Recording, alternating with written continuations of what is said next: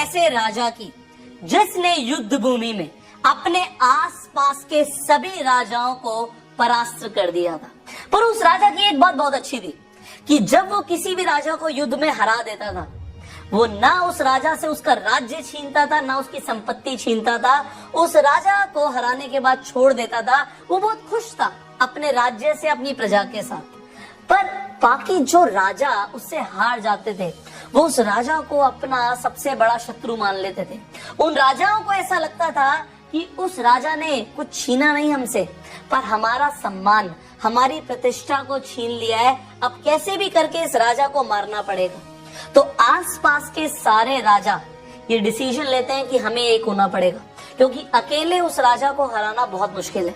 पर उन्हें एक बात पता होती है कि अगर उस राजा से हम युद्ध करेंगे तो हम उससे नहीं जीत पाएंगे। हम सब मिलकर भी उस राजा को नहीं हरा सकते अगर हम युद्ध करेंगे तो।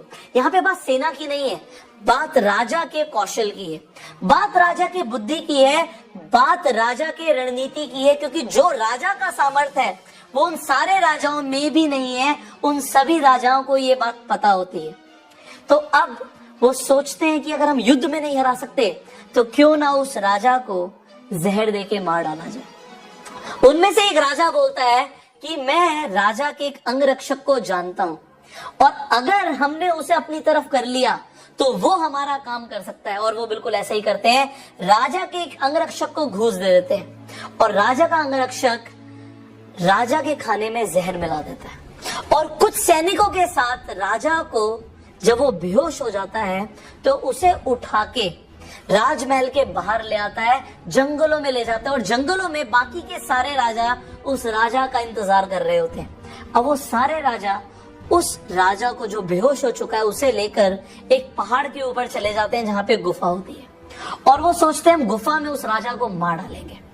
पर एक राजा बोलता है हम इस राजा को इतनी आसान मौत नहीं दे सकते, हमें इसे तड़पा तड़पा के मारना है। इसने हमें जलील किया है, इसने हमें तड़पाया है, तो हम इसे इतनी आसान मौत नहीं देंगे।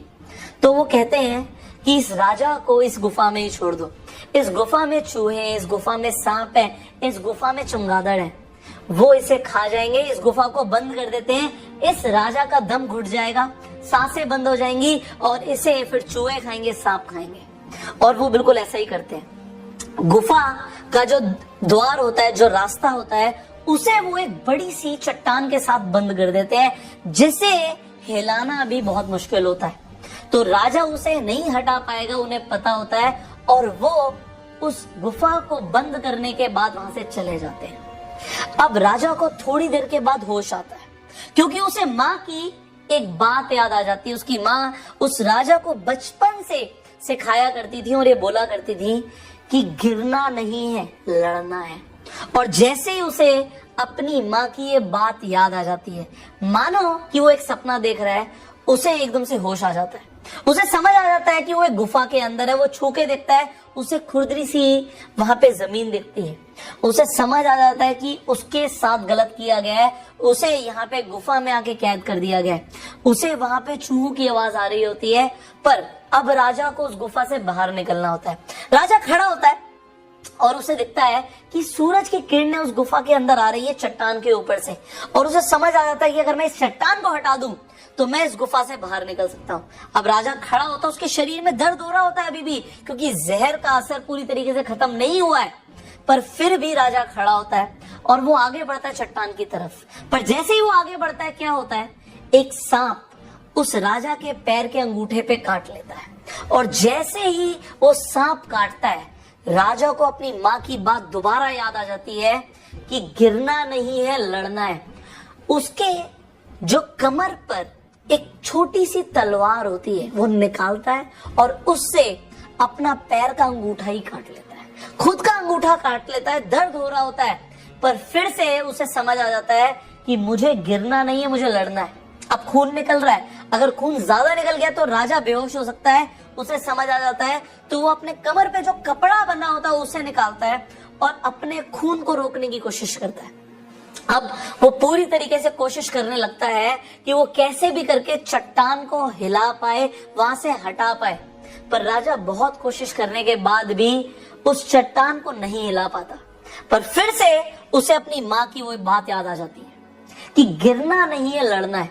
अब राजा पूरी ताकत के साथ, अपने पूरे बल के साथ वो पीछे थोड़ा जाता है और भागता हुआ आता है कि वो उस चट्टान को वहां से खिसका पाए। और वो अपना एक आखिरी एफर्ट में अपनी पूरी एनर्जी, अपनी पूरी शक्ति लगा देता है। और जैसे वो उस चट्टान को धकेलता है, चट्टान बिल्कुल थोड़ी सी खिसकती है, बट उससे होता क्या है, क्योंकि वो चट्टान पहाड़ के ऊपर होती है, वो खिसकते ही लुढ़कने लग जाती है और लुढ़कने से उस गुफा का जो रास्ता होता है वो खुल जाता है।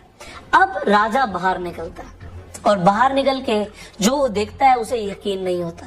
उसे समझ आता है कि आसपास के सारे राजा जो हैं वो अपनी सेना लेकर उसके राज्य की तरफ आक्रमण करने के लिए निकल चुके हैं। पहाड़ के ऊपर से उसे सब कुछ दिख रहा होता है कि चारों तरफ से सारे राजा उसके राज्य की तरफ बढ़ रहे हैं और उसे समझ आ जाता है कि उसके खिलाफ ये षड्यंत्र रचा गया है। अब उसे हवा में उसका बाज दिखता है, एक ऐसा बाज जो राजा का पालतू होता है, और राजा जैसे उस बाज को बुलाता है वो उस राजा की तरफ पहुंच जाता है। अब राजा क्या करता है कि जिस कपड़े से उसने अपने पैर से खून जो निकल रहा था उसे रोका था, उसी कपड़े को थोड़ा सा फाड़ता है और बाज के पैर पर बांध देता है। और अब बाज को पता होता है कि उसे कहाँ जाना है, सेनापति के पास। अब सेनापति के पास जैसे ही बाज पहुंचता है, सेनापति को समझ आ जाता है कि राजा अभी जिंदा है। राजा को अब कैसे ढूंढना है, बाज हमें राजा तक ले जाएगा। और सेनापति कुछ सैनिकों के साथ उस पहाड़ के ऊपर चले जाते हैं। राजा को खुफिया रास्ते से राज्य के अंदर ले जाया जाता है। अब राजा को बहुत गुस्सा आ रहा होता है। वो जब अपने राज्य में पहुंचता है, वो सेनापति को बोलता है कि सारी की सारी सेना को इकट्ठा करो, अब हमें युद्ध के लिए निकलना है। और राजा युद्ध के लिए निकल जाता है। सेम परिस्थिति में जब वो बाहर निकलता है, वो सारे राजाओं को हरा देता है और सबको बंदी बना लेता है। पर ये सब हुआ कैसे, ये समझिए।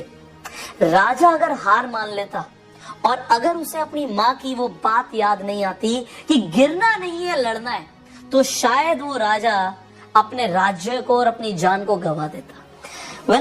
ये जो समय चल रहा है ये भी बिल्कुल ऐसे ही चल रहा है।